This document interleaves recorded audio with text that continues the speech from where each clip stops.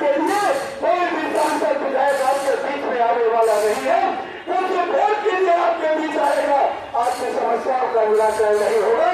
धान की सीजन तो गई है, धान की कटाई शुरू हो गई है।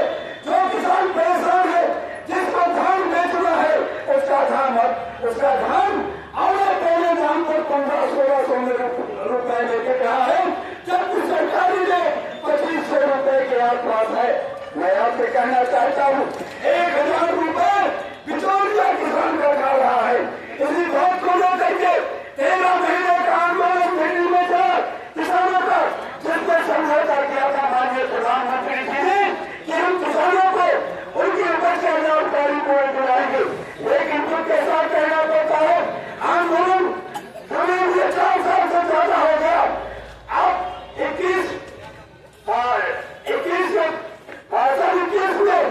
2021 में दिसंबर महीने में प्रधानमंत्री ने वादा किया था हम किसानों को लाभकारी मूल्य देने के लिए एमएसपी पर कमेटी बना करके किसानों को उनके उपज का लाभकारी मूल्य दिया जाएगा। तो के साथ कहना पड़ता है 4 साल बीत गए, आज तक प्रधानमंत्री ने कोई कमेटी नहीं बनाई। आज किसानों को ठगा जा रहा है। किसान यही मांग कर रहा था कि जो हम अनाज पैदा करते हैं, सरकार जो रेट घोषित करती है उसी रेट पर व्यापारी भी खरीदे। अगर उससे कम रेट पर व्यापारी खरीदता है तो उसको जेल में डाल दिया जाए। ये किसानों की मांग थी, लेकिन ऐसा नहीं हुआ। ये तो सरकार देश में बैठी है, जो प्रदेश में सरकार बैठी है, इसका मकसद किसान नहीं है और किसान के लिए काम करना नहीं है।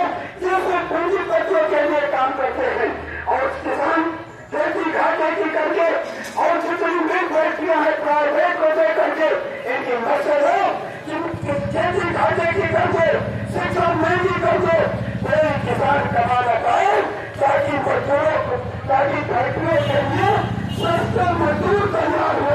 ये उनकी सोच है। मैं आपसे कहना चाहता हूँ, आज जिस तरह के हालात हो गए हैं, आप कहीं चले जाओ, आप इंडस्ट्री में चले जाइए, आपको पैमाना कराना है तो आपको 8% ताजियत का घूस देना पड़ेगा, वरना आपका पैमाना नहीं होगा। आप फॉरेन जाकर के लिए चले जाइए, उसका अलग रेट है।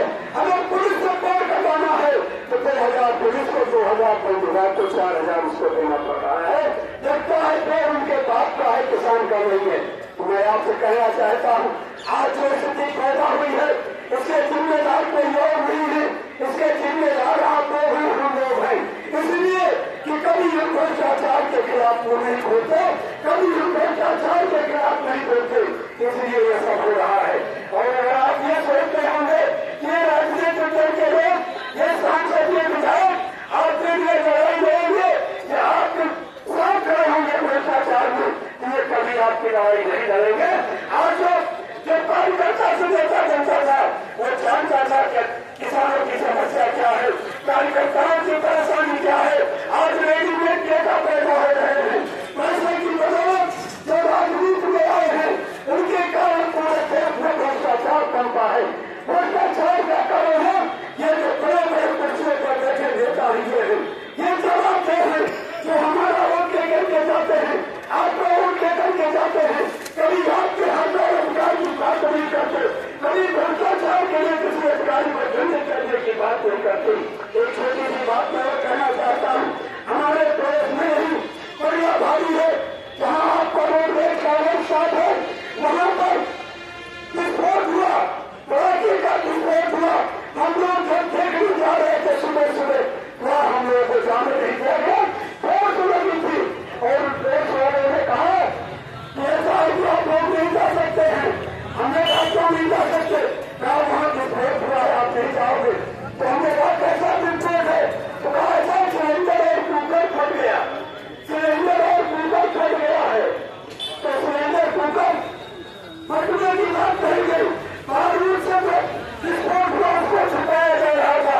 मैं आपसे कहना चाहता हूँ, अगर हमारे किसी मुस्लिम भाई के यहाँ अगर इस तरह का विस्फोट हुआ होता तो आप क्या कहा जाता कि ये विस्फोट रखने वाला मुसलमान इसके साथ पाकिस्तान से जुड़े हैं, ये बड़ा आतंकवादी है।